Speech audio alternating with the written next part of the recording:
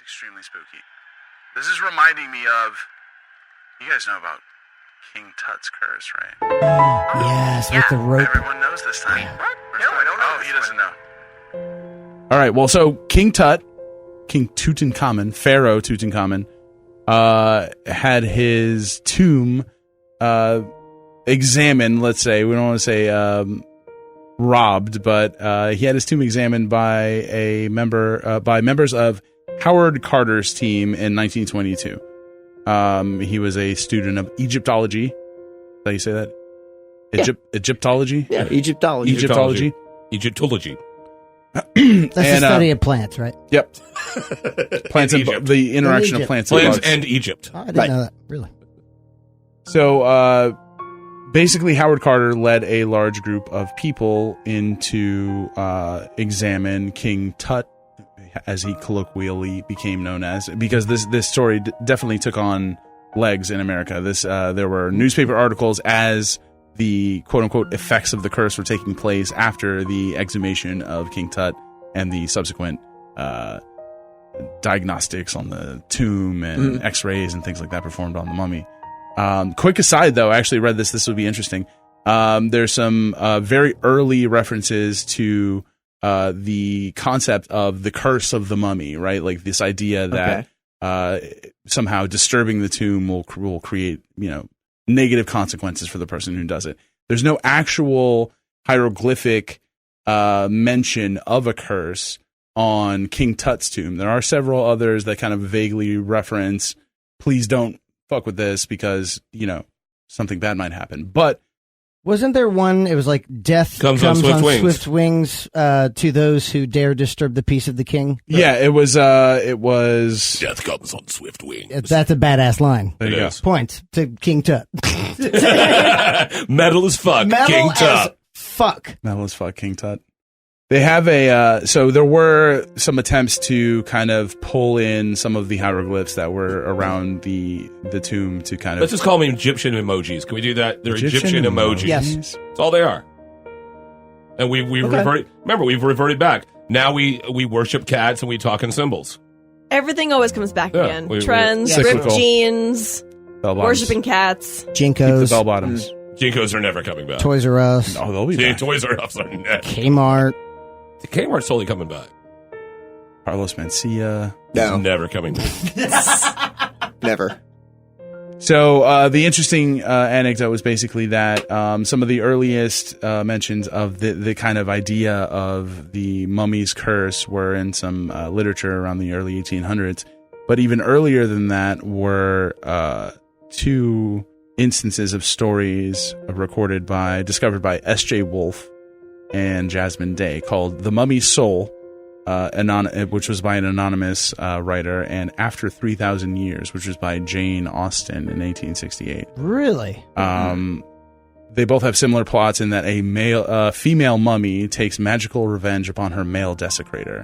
And the original mummies were female.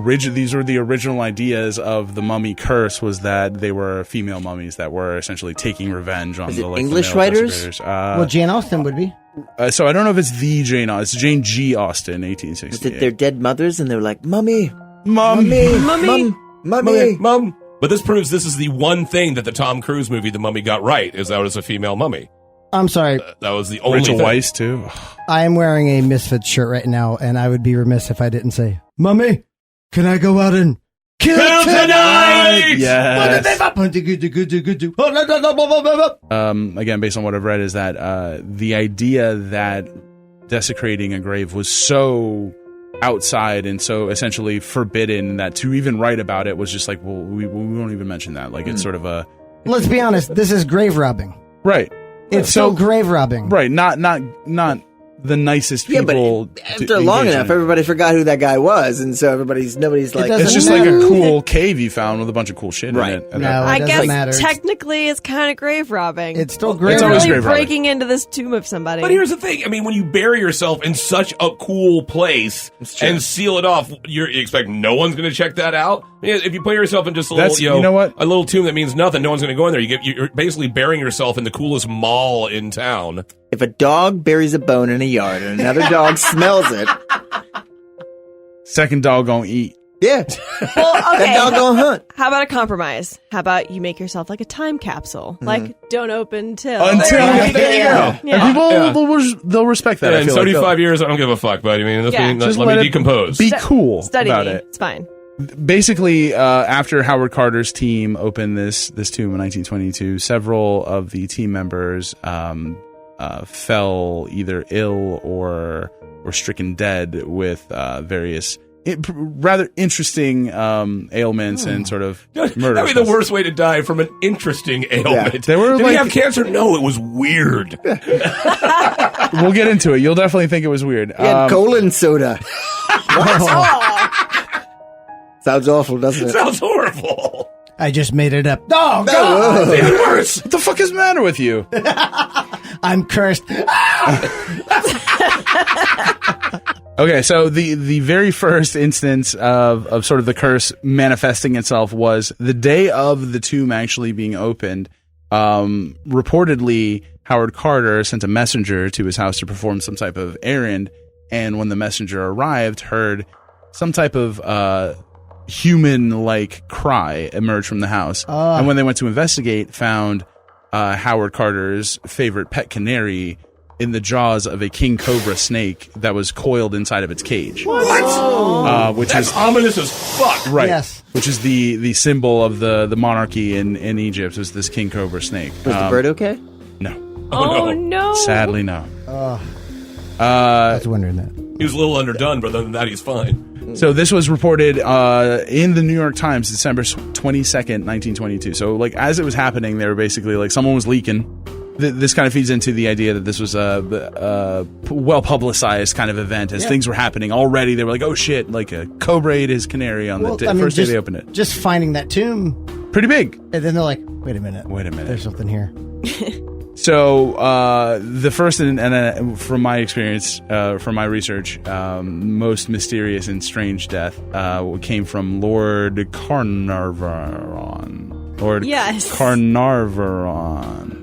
He was one of the financial backers of this expedition.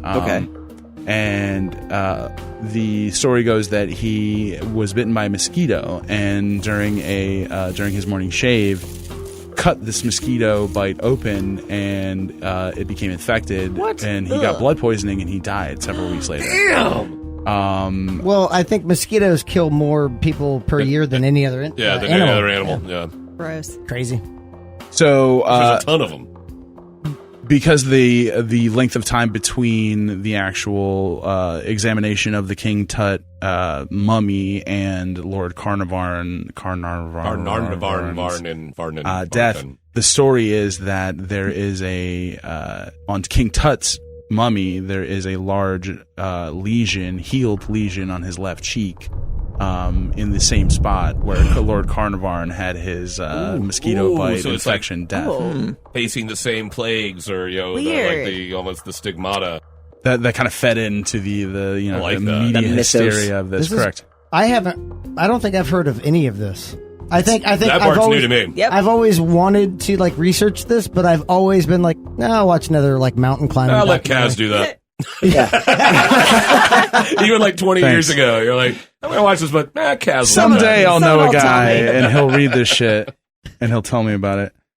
So, all in all, a total of about 10 people died over the course of the next 10 to 11 years. It was over 60 years, 10 people died. So that's kind of the argument against the curse, is that there were 58 people associated with the team, and many of them lived to the full extent of their lives and never had anything wrong with them. But the 10 years following the exhumation of King Tut was there were 11 deaths during that time. And then I think we have a list of them. Here, we can go over them. The Roaring 20s. So Lord Carnarvon, mosquito bite. Carnivan. George J. Gould I was a visitor to the tomb, died in the French Riviera on May 16th, a year later, after developing a fever. This is like the in memoriam section of the Oscars right now. Chariots of Fire's playing. This one I like. This one I like because his name is really cool. Prince Ali Kamel Fahmy Bey. His mixtape is names fire. so far on this list are quite Ali impressive. Kamel Fahmy Bey. of Egypt, was shot dead by his wife, Marguerite Alibert. He was, again, one of the sort of financial backers, someone who had interest in what was going on there. Damn, so maybe madness, maybe he was driven to madness and so there is self-defense. There is some sort of the scientific explanation for some of this is that bacteria or certain types of radiation are released during when they pop open these sealed things. There was Colonel Aubrey Hebert, died from blood poisoning related to a dental procedure intended to restore his eyesight. Okay, yeah.